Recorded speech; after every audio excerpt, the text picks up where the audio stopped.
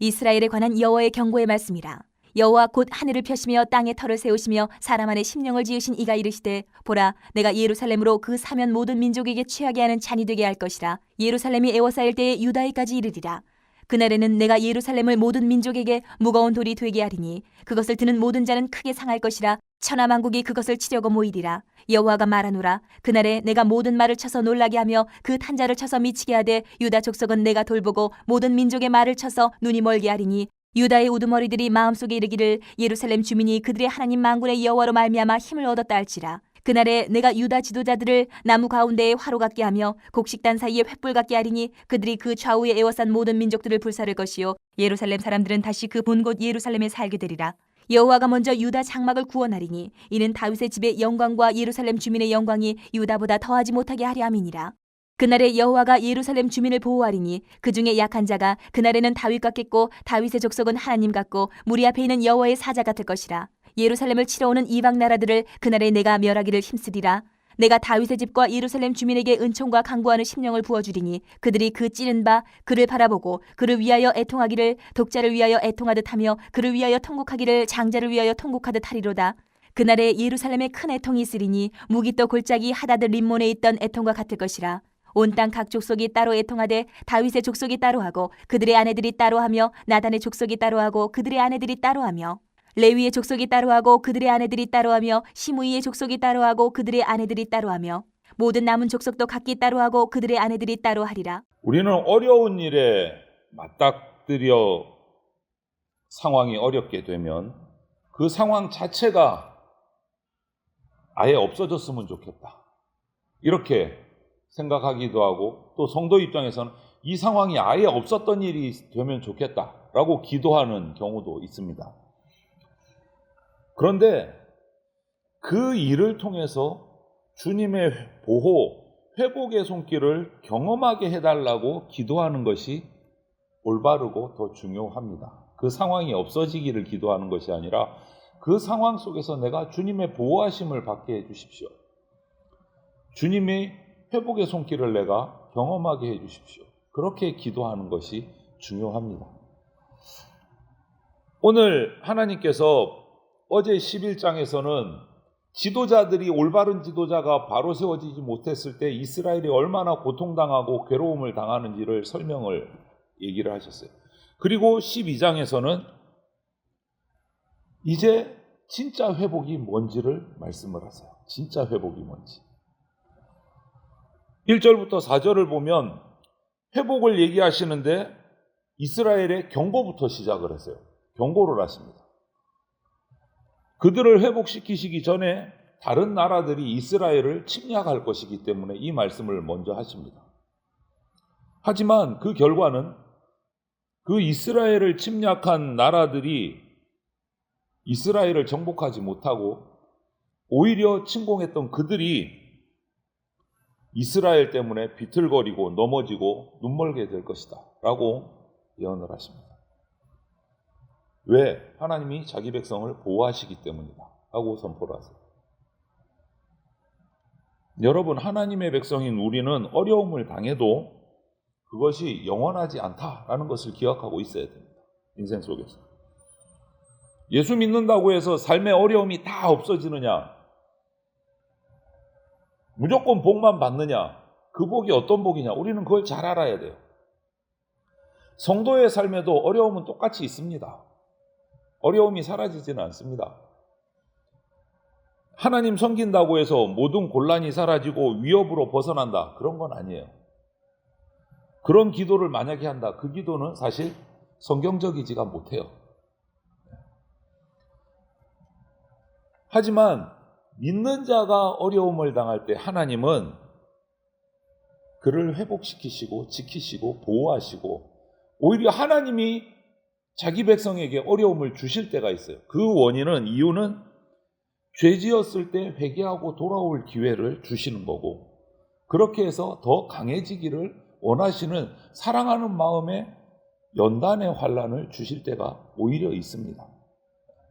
불신자는 죄 지어도 그냥 관심 끄세요. 그냥 내버려 두세요. 어제 11장 말씀처럼. 그거는 최악의 저주인 거예요. 하나님이 무관심하다는 거, 내가 잘못 나가는데도. 그런데 사랑하는 자에게는 잘못 나갈 때 징벌을 하세요. 돌아올 기회를 주시는 거예요. 그래서 같은 어려움을 당해도 주님을 믿지 않는 자들에게는 그것이 무서운 심판이 되지만 성도에게는 하나님의 사랑의 표현이고 돌아올 기회이다라는 거예요. 완전히 다른 거예요. 그래서 오늘 말씀이 경고로 시작하시면서 뒤에 이어서 하나님의 백성을 괴롭히는 자들을 물리치고 당신의 백성을 지켜주신다. 이것을 말씀하시기 위해서 먼저 경고로 시작하신 거예요. 여러분, 그렇기 때문에 저와 여러분들은 환난을 만나면 무엇보다 먼저 하나님께 먼저 나가야 됩니다. 하나님께 먼저.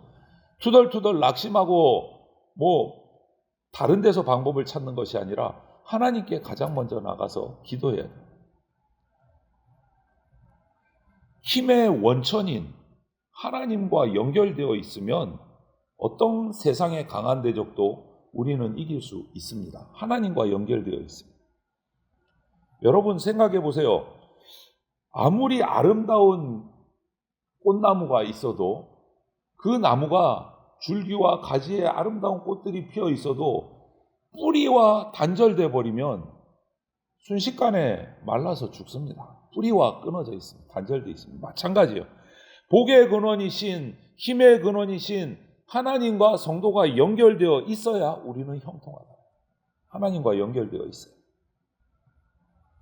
그래서 환난 중에도 하나님과 연결되어 있기만 하면 우리는 큰 은혜를 누릴 수 있고 역전의 승리를 얻을 수 있고 회복의 역사를 맛볼 수 있다. 하나님과 연결되어 있습니다.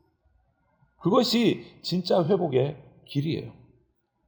그래서 5절, 9절을 보면 경고가 끝나고 나서 5절부터 9절은 어제 11장과는 정반대의 얘기를 합니다. 어제 11장에서는 지도자들이 올바르지 못해서 목자들이 잘못된 목자들이어서 양떼를 팔아먹고도 자기들은 좋다고 주머니 배불렀다고 했던 그 모습과 정반대의 얘기를 하세요.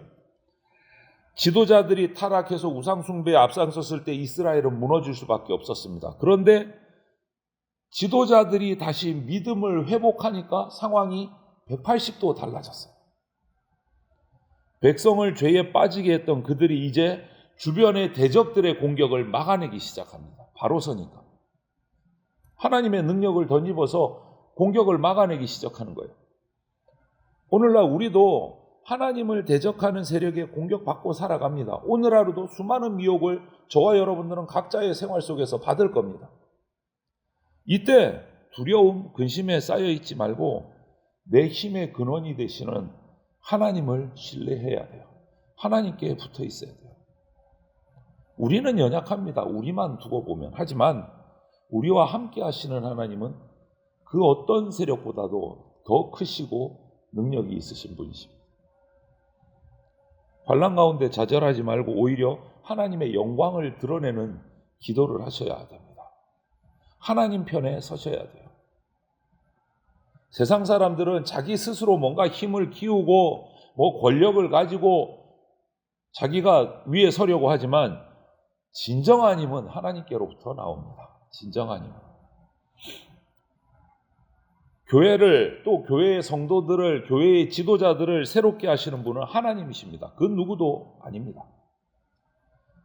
하나님은 우리 마음 중심을 변화시키시고 회복시키시는 분이세요.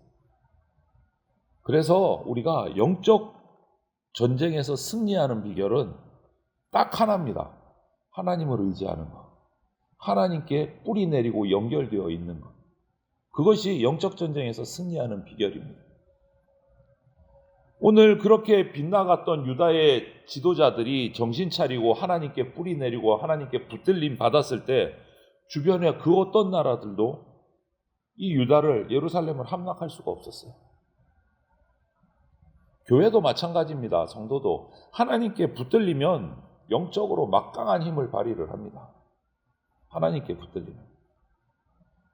우리는 다시 부흥의 역사를 이루시도록 간구하고 주님께 붙어 있어야 돼요. 기도하시기를 바랍니다. 연약한 우리가 하나님께 붙어서 뿌리 내려서 하나님의 사자같이 강한 자가 되게 해달라고 기도하시기를 바랍니다. 그러면 우리를 핍박하는, 교회를 핍박하는 세상의 어떠한 세력도 우리가 토해내는 말씀 앞에 굴복할 수밖에 없습니다. 이렇게 대적의 침략에 지도자들이 올바로 정신 차리고 하나님께 붙으니까 승리를 했습니다. 다 물리쳤어요. 너무너무 행복한 거예요. 그런데 10절부터 14절을 보면 모든 대적을 다 물리치게 해주셨는데 그 다음에 벌어지는 일이 조금 이상해요. 오늘 10절부터 14절을 보면 환란이 다 사라졌습니다. 적군들을 다 물리쳤습니다. 그런데 예루살렘에 애통이 있대요. 큰 애통이 있대요. 뭔가 좀 분위기가 이상해요. 이 분위기가 아니어야 되는데 하나뿐인 독자, 자식을 잃은 것 같은 큰 애통이 모든 백성에게 임했다고 했어요. 뭔가 좀 이상한, 맞지 않는데 이유가 뭘까? 그 뒤에 주시는 말씀을 살펴보니까 자기들이 고통도 당해보고 그리고 정신 바짝 차리고 하나님 편에 서서 하나님의 능력을 덧입어서 승리를 해보니까 깨달은 거예요. 뭐를? 죄가 이렇게 심각했구나. 우리 죄가. 그걸 깨달은 거예요. 그래서 애통이 나오는 거예요. 하나님께 벌 받아보고 그 다음에 하나님께 능력을 덧입어서 승리를 해보고 나니까 내가 하나님 앞에서 너무너무 잘못했구나. 그걸 뒤늦게 깨달은 거예요. 그래서 회개의 역사가, 애통하는 역사가 승리하고 나서 일어나는 거예요. 여러분, 참된 회개의 역사는 자기 죄를 애통하는 심령에서부터 나옵니다. 하나님이 어려움을 막아주시는 것도 감사해야 할 일이지만 우리 삶에서 그거보다 더 감사해야 될 것은 예수님이 내 죄를 지고 나 대신, 나 때문에 십자가에서 죽으셨다. 그 이유를 깨달아야 돼요. 그게 더 중요해요.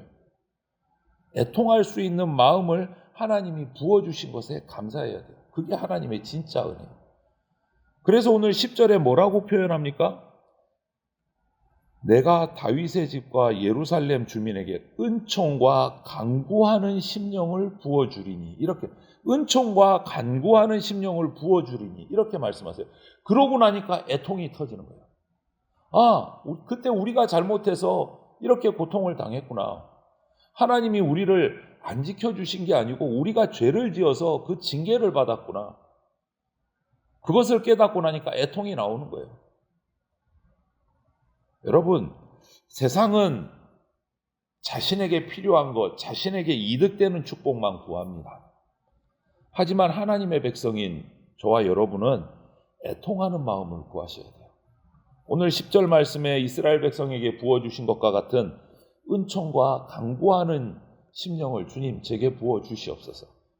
그렇게 우리가 간구해야 돼요. 거기서부터 성령 충만한 부흥의 역사가 시작되기 때문에 그렇습니다. 애통하는 심령을 주시도록 간구하시기를 바랍니다. 하나님이 우리를 축복하시는 것보다 예수 그리스도의 보혈을 마음에 새기게 해주시는 것이 더 감사하고 더 감격할 은혜입니다. 진정한 회복은 이처럼 우리 심령에서부터 시작이 됩니다. 죄 때문에 애통하게 하시는 것이 하나님의 은혜예요. 창피한 게 아니고 하나님의 은혜입니다. 거기서부터 회복이 시작되고 은혜가 시작되고 부흥이 시작되기 때문에 죄를 깨닫고 애통하는 마음, 죄에서 돌이키는 마음, 이것은 구원과 회복으로 들어가는 첫걸음, 문입니다. 그러려면 우리에게 은총과 간구하는 심령이 필요해요. 오늘 기도하실 때 하나님 제 죄를 깨닫게 해 주십시오. 내가 애통하는 마음을 가지고 주님 앞에 엎드리게 해 주십시오.